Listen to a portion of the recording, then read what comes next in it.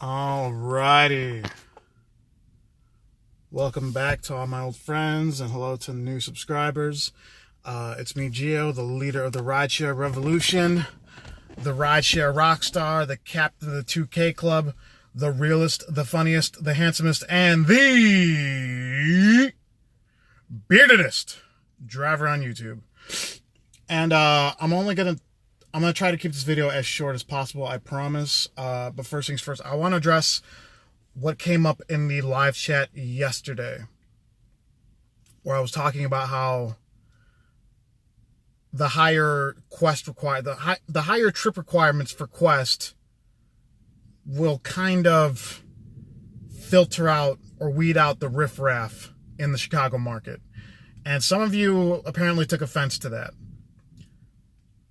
Now, I did, in the beginning of that video, say that this is the opinion of a driver, of a full-time driver in Chicago. Someone who takes this very seriously. And we are all allowed to have our own opinions. But not even, it's not even the fact that I'm a full-time driver in Chicago. Like, you are watching one of the only full-time drivers on YouTube, the top earning driver on YouTube. Like, my viewpoint might be a bit different than yours, but when I say that someone is a bum, you can't just take offense to that for no, like, I don't know how close you guys pay attention to my videos. I have called myself a bum on several occasions. For example, last week I overslept Tuesday and Thursday and just decided, you know what, I'm not gonna drive. I was feeling lazy. That's bum shit. There's so many different ways. I mean, for me, I was thinking about this earlier.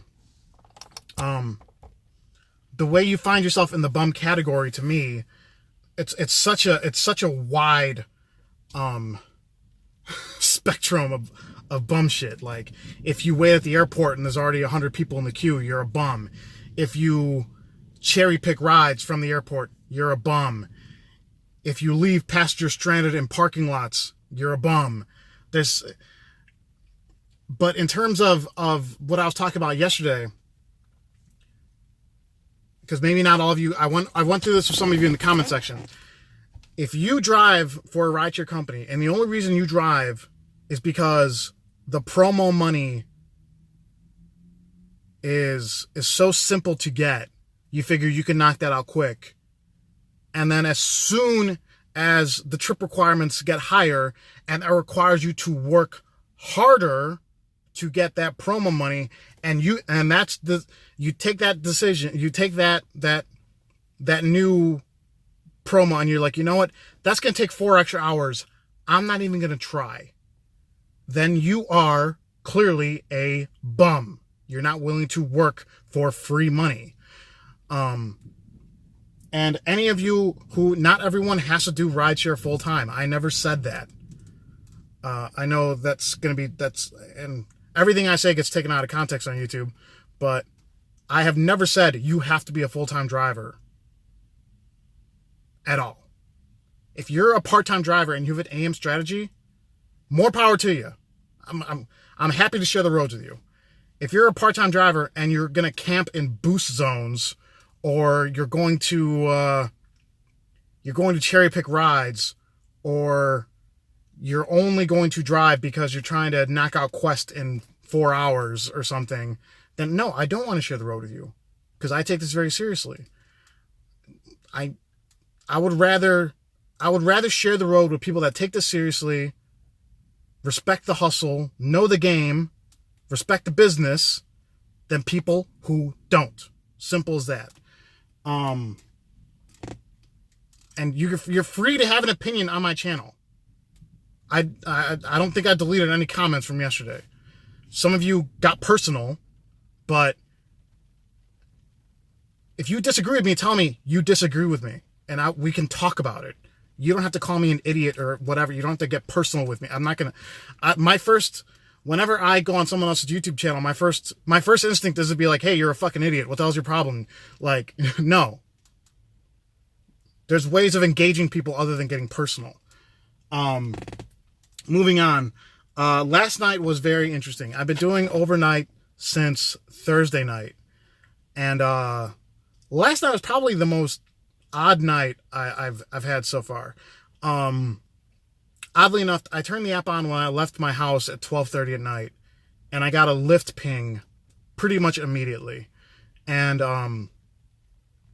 I was more or less, let me turn my tab on for visual aids here. I was more or less kind of in the city, but close to like Skokie for the first maybe hour and a half of the night last night. And most of my trips overnight were Lyft rides. I did 7 Lyft rides and 2 Uber rides before 4 a.m. And it was a very interesting night. It was very I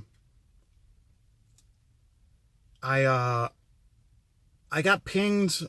I dropped someone off by like Chinatown, and I got a ping on close to 75th Street. Hopefully this thing boots up quicker.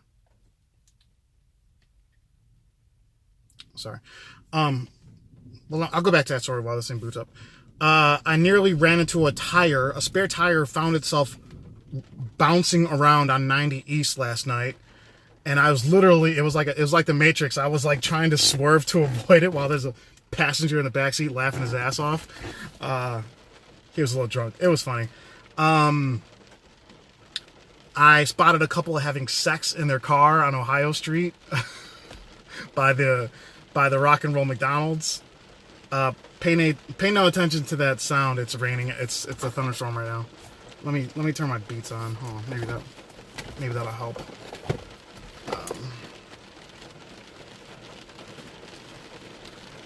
Sorry about this, guys.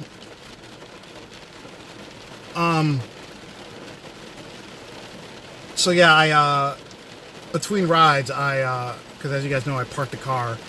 I spotted a couple having sex, and then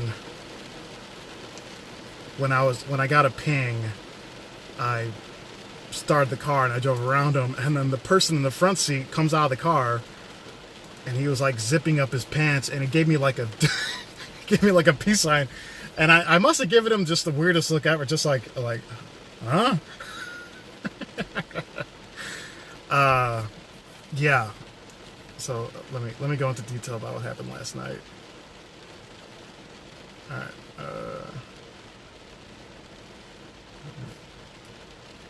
I'll fire up the Uber app here. Even though these were mostly Lyft rides last night. All right. Again, I know how annoying this is that I use a tablet for this, but okay. So last night, pretty much all the trips I took for the first hour and a half on the app were like from around Des Plaines, Rosemont to around Rogers Park, back to Skokie, back to Park Ridge, and then I ended up in the city around 2:30. Or about 2, yeah, about 2 o'clock. And that's when I got the ping to Chinatown. And then, got a little dark. That's when I got the ping to Chinatown. And then I got a ping, after I dropped that girl off, I turned Lyft back on so I could run both apps, increasing the likelihood for a trip. And I got a Premier ride, which as you guys know is like Uber Select, but it's the higher platform on Lyft. And this was interesting. I got a Premier ride and I was by Chinatown. I got a Premier ride by 70th Avenue. So, for visual aid's sake, 70th Avenue is right about there. I remember that's about where I was pinged for a Lyft Premier ride, right? Because when I got the request, I took it. I'm like, hell yeah, because Premier rides, they're usually going a pretty fair distance, and you make a pretty good chunk of money on those trips. So I was like, hell yeah, I'm gonna take a Premier ride, right? And let me turn this car on.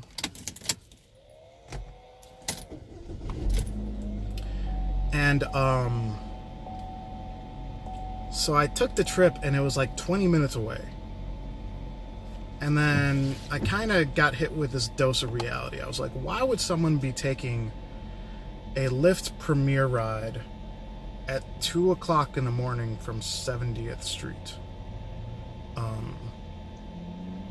And I didn't trust it, because there's all kinds of stories about Uber drivers being carjacked, or being robbed, especially in areas like that in the South Side, where it's very crime heavy. So I canceled on the ride, and then I took another trip, and then 25 minutes later, no joke, I got a Lyft request. I got a Lyft Premier request from the same person from the same location. So this person was trying to get a Lyft Premier or Uber Select ride for at least 25 minutes, and couldn't get a single driver to that location. I mean, like, you guys can feel free to criticize that decision all you want. I personally just don't trust it. That's in terms of service, I did not do anything illegal, because I did not feel safe going to the area at 2 o'clock in the morning. Because otherwise, yeah, that could fall under the category of discrimination, but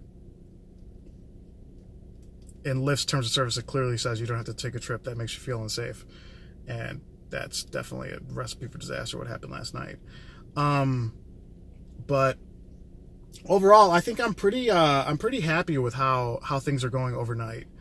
In terms of schedule wise, I feel like I get more trips in, and I'm able to make sure I'm ready to go and driving at 4 o'clock in the morning, rather than just like, fighting to get out of bed early during the week. So far I'm really enjoying it. I was surprised last night at how many Lyft trips how many pings I got, for one, and how many trips I actually completed on Lyft compared to Uber. So that was pretty cool. Yeah, if you drive overnights, you're gonna need something to keep your brain occupied, because what I've noticed is the people that you give rides to overnight, especially during the week, they're just not talking. Like, they're in their own world. They're just ready to go home and rest up. So, and that's all I got for now. Feel free to leave me any questions or comments. I want to thank you all for watching, and don't forget to like, comment, share, and subscribe to join the rideshare revolution. And I'll definitely talk to you guys next time. Bye bye.